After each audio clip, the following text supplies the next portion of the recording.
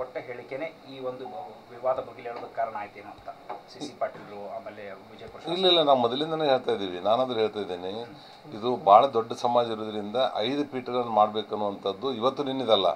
2008ರಲ್ಲೇ ನಾವು 5 ಪೀಠಗಳನ್ನು ಮಾಡಬೇಕು.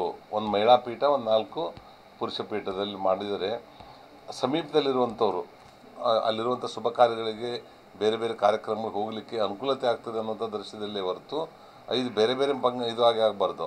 ಅವು 5 ಪೀಠಗಳು ಒಂದೇ ಅಂಬ್ರೆಲದ ಕೆಳಗಡೆ ಒಂದೇ ತತ್ವ ಸಿದ್ಧಾಂತದ ಕಡೆ ನಡಿಬೇಕನ್ನುವಂಥ ದೃಷ್ಟಿದೊಳಗೆ ಇದನ್ನು ಹುಟ್ಟಾಕಿರುವಂಥದ್ದು. ಅದರ ಸಲುವಾಗಿ ಇನ್ನೊಂದು ಪೀಠ ಆಗ್ತದೆ ಅನ್ನೋದ್ರ ಸಲುವಾಗಿ ಆಗಿರಲಿಕ್ಕಿಲ್ಲ. ಆದರೆ ನಮ್ದು ಇವತ್ತಿಲ್ಲ, ನಾನು ಹೇಳ್ತಾ ಇದ್ದೇನೆ, ಇವತ್ತು ಅದನ್ನು 5 ಮಾಡಬೇಕು ಅನ್ನೋಂಥದ್ದು ಇದೆ. ಇವತ್ತಾಗುತ್ತೋ ಅಥವಾ ನಾಳೆ ಆಗುತ್ತೋ ಅಥವಾ ನಾಡ್ದಾಗುತ್ತೋ, ಅದ್ರ ಒಬ್ಬರು ಇರೋದು ಒಬ್ಬರದತ್ತಲ್ಲ. ಅದು ಇರುವಂಥ ವಿಚಾರ ಸಮಾಜ ದೊಡ್ಡ ಸಮಾಜ ಇದೆ. ಎಲ್ಲಿ ಬೀದರಿಂದ ಹಿಡಿದು ಮೈಸೂರು ಗುಂಡ್ಲುಪೇಟೆವರೆಗೆ ಅಷ್ಟು ದೊಡ್ಡ ಸಮಾಜದಾಗ ಒಂದೇ ಪೀಠ ಇತ್ತಂದರೆ ಎಲ್ಲ ಕಡೆ ಹೋಗ್ಲಿಕ್ಕೆ ಆಗೋದಿಲ್ಲ.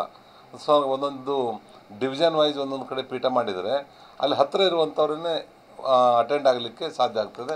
ಆ ನಿಟ್ಟಿನಲ್ಲಿ ಡಿಸಿಷನ್ ಆ ಸಂಘಟನೆಯೂ ಚೆನ್ನಾಗಾಗುತ್ತೆ ಮತ್ತು ಅದ್ರ ಪೂಜ್ಯರ ಆಶೀರ್ವಾದ ಸಮೀಪದಲ್ಲಿ ಸಿಗ್ಲಿಕ್ಕೆ ಸಾಧ್ಯ ಇದೆ.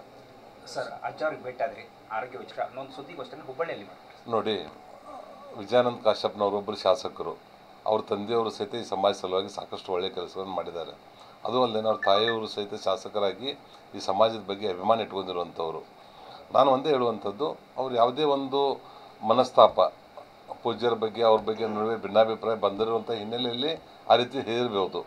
ಅದಕ್ಕಿಂತ ದೊಡ್ಡವರು ನಮ್ಮ ಸಮಾಜದಲ್ಲಿ ಇದ್ದಾರೆ. ಅವರೆಲ್ಲರೂ ಕೂಡಿಸಿ ಯಾರು ಸರಿ ತಪ್ಪು ಅನ್ನೋಂಥದ್ದನ್ನು ಸರಿ ಹೇಳಿ ತಿದ್ದಿ ಮುಂದೆ ಹೋಗುವಂಥ ಕೆಲಸವನ್ನು ನಮ್ಮ ಹಿರಿಯರು ಮಾಡ್ತಾರೆ.